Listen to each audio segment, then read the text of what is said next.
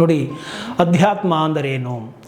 ಅಧ್ಯಾತ್ಮ ಆ ಒಂದು ಪದವೇ ಹೇಳಿದ ಹಾಗೆ ಆತ್ಮ ಅಂದರೆ ಏನು? ಕಣ್ಣಿಗೆ ಕಾಣದ್ದು. ಅಂದರೆ ದೇಹ ಇದೆ, ದೇಹದ ಒಳಗಡೆ ಚೈತನ್ಯ ಇದೆ.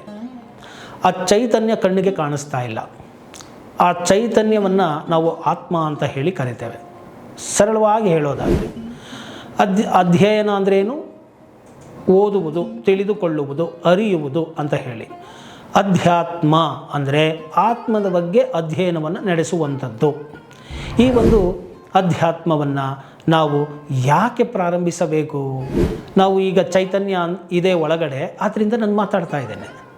ಈಗ ನಾನು ತೀರು ಹೋದೆ ಅಂತ ಇಟ್ಕೊಳ್ಳೋಣ. ಆಗ ಸತ್ ಹೋದ ಅಂತ ಹೇಳ್ತಾರೆ. ಸತ್ ಹೋದ ಅಂದರೆ ಏನು? ಒಳಗಡೆ ಇರುವಂತಹ ಸತ್ ಅಂದರೆ ಸತ್ಯವಾದದ್ದು, ಚೈತನ್ಯಪೂರಿತವಾದದ್ದು ಹೊರಗಡೆ ಹೊರಟೋಯ್ತು. ಅಂದರೆ ಏನು? ಈ ಸತ್ಯವಾದದ್ದು ಚೈತನ್ಯ ಹೊರಗಡೆ ಹೋದ ತಕ್ಷಣವೇ ಈ ಒಂದು ಮೃಣ್ಮಯ ಶರೀರ, ಈ ಶರೀರ ಬಿದ್ದು ಹೋಗುತ್ತೆ.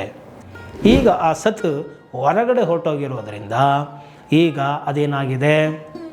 ಬಿದ್ದು ಹೋಯಿತು. ಮರದ ದಿಂಬಿ ಬಿದ್ದು ಹೋದಂಗೆ ಬಿದ್ದೋಗಿದೆ ದೇಹ. ಅಲ್ಲಿಗಿದ್ದಿದ್ದು ಯಾವುದು? ಸತ್. ಕೆಲಸ ಮಾಡ್ತಾ ಇದ್ದಿದ್ದು ಯಾವುದು? ಸತ್, ಚೈತನ್ಯ. ಅದ್ರ ಮುಖಾಂತರ ಕೆಲಸ ಆಗ್ತಾಯಿತ್ತು.